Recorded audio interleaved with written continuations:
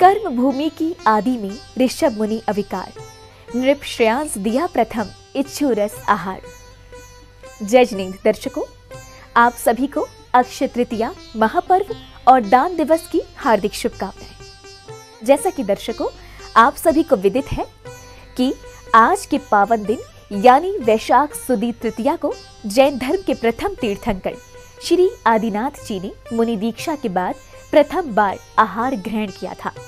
उनको आहार देने वाले राजा श्रेयांस को अक्षय पुण्य की प्राप्ति हुई थी, जिस कारण से इस पावन दिन को जैन धर्मावलंबी अक्षय तृतीया के रूप में मनाते आ रहे हैं।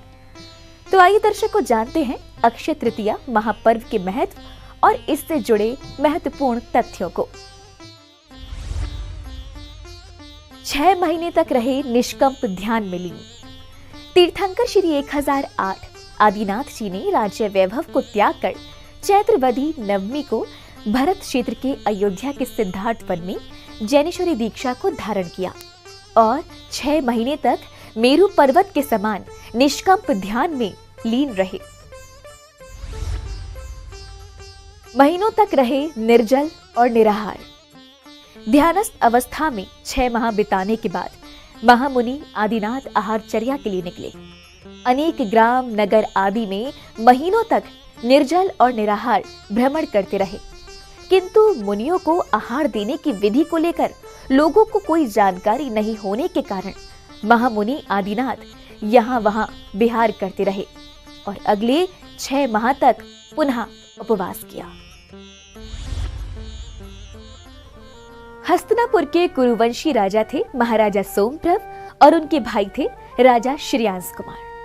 एक दिन राजा श्रेयांस को रात्रि के पिछले पहर में कुल 7 शुभ स्वप्न दिखाई दिए। सुबह होने पर अपने स्वप्न के बारे में वर्णन करते हुए राजा श्रेयांस ने अपने भाई राजा सोमप्रभ को बताया कि उन्होंने प्रथम स्वप्न में सुवर्णमय सुमेरु पर्वत देखा है, दूसरे स्वप्न में एक ऐसा कल्प वृक्ष देखा है जिनकी शाखाओं पर आभूषण लटक रहे हैं, तीसरे स्वप्न में ग्रीवा को उत्पन्न करते हुए सिंह देखा है, चौथे स्वप्न में अपने सींग से किनारे को उखाड़ते हुआ बैल देखा है, पंचम स्वप्न में सूर्य और चंद्रमा देखे हैं, छठे स्वप्न में लहरों से लहराता हुआ और रत्नों से शोभायमान समुद्र देखा है और 7वें स्वप्न में अष्टमंगल द्रव्य को हाथ में लेकर खड़ी हुई ऐसी व्यंतर देवों की मूर्तियां देखी हैं।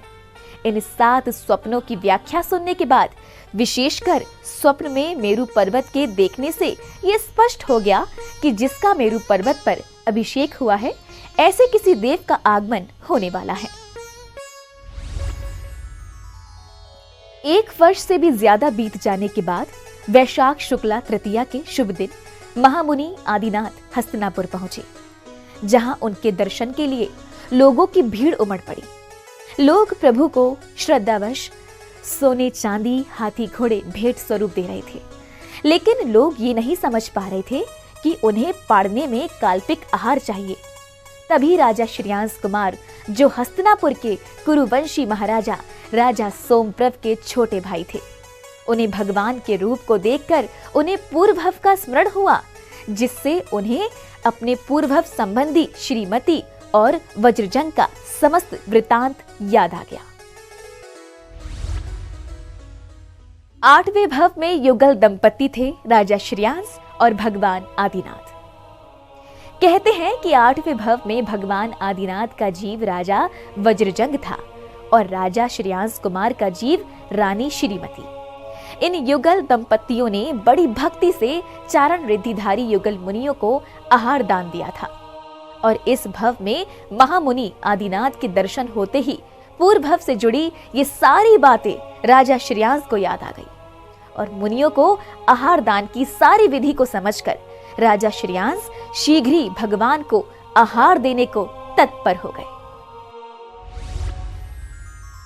राजा श्रेयांस ने नवधा भक्ति पूर्वक कराया आहार। इसके बाद महल के बाहर राजा सोमप्रभ और राजा श्रेयांस कुमार दोनों भाइयों ने महामुनि को भक्ति भाव के साथ नमस्कार किया। राजा श्रेयांस ने महामुनि आदिनाथ का पड़गाहन कर उन्हें ऊंचे स्थान पर विराजमान किया उनके चरण धोए, उनकी पूजा की और उन्हें नमस्कार किया और फिर अपने मन वचन काया की शुद्धि और आहार की शुद्धि का निवेदन कर आहार दान देने वाली नवदा भक्ति की। इच्छु रस का लिया प्रथम आहार। इस प्रकार राजा सोमप्रभ, उनकी पत्नी रानी लक्ष्मीमती और राजा श्रेयांस कुमार ने आदर पूर्वक भगवान के हाथ की अंजलि में इच्छु रस के रूप में महामुनि आदिनाथ को प्रथम आहार दिया। आहार के बाद देवों ने की रत्न वृष्टि।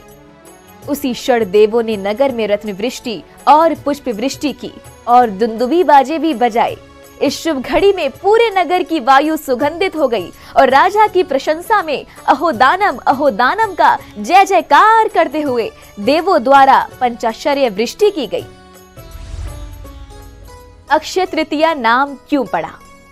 जिस दिन भगवान का आहार हुआ था वह दिन वैशाख सुदी तृतीया का था और कहते हैं कि जहां भगवान का आहार होता है वहां भोजनशाला में उपलब्ध सभी वस्तु अक्षय हो जाती है। इसलिए आज का ये पावन दिन अक्षय तृतीया के नाम से प्रसिद्ध हुआ। आज का ये दिन सिर्फ जैन अनुयायियों के लिए ही नहीं बल्कि पूरे भारतवर्ष के लिए इतना शुभ माना जाता है कि बड़े से बड़े मांगलिक कार्य का शुभारंभ करने के लिए लोग इस दिन का चुनाव करते हैं। दान तीर्थ प्रवर्तक कहलाए राजा श्रेयांस। उस समय देवों से समीचीन दान और उसके फल की घोषणा सुनकर चक्रवर्ती भरत ने भी वहां आकर राजा श्रेयांस की अतिशय प्रशंसा की और उन्हें दान तीर्थ प्रवर्तक कहकर सम्मानित किया था। आहार दान है सर्वश्रेष्ठ दान। आहार दान की महिमा अद्भुत और अवर्णीय है। कहते हैं जो दाता दान दे और पात्र इनके लक्षणों को समझकर सत्पात्र में दान देता है वह निश्चित ही मोक्ष का अधिकारी बन जाता है। इसलिए आहार, औषधि, शास्त्र और अभय इन चारों दानों में आहार दान को सर्वश्रेष्ठ दान बतलाया गया है। धन्य पात्र है, धन्य है दाता, धन्य दिवस, धनी है आहार। दान तीर्थ का हुआ प्रवर्तन, घर घर होवे मंगलाचार। तो दर्शकों, राजा श्रेयांस के शुभ परिणामों और पुण्य प्रताप के कारण आज हमें मुनिराजों को आहार दान देने का अवसर प्राप्त होता रहता है। अब समय हो चला है आपसे विदा लेने का। अब मुझे दीजिए आज्ञा। आप देखते रहिए जिनवाणी चैनल। जय जिनेंद्र।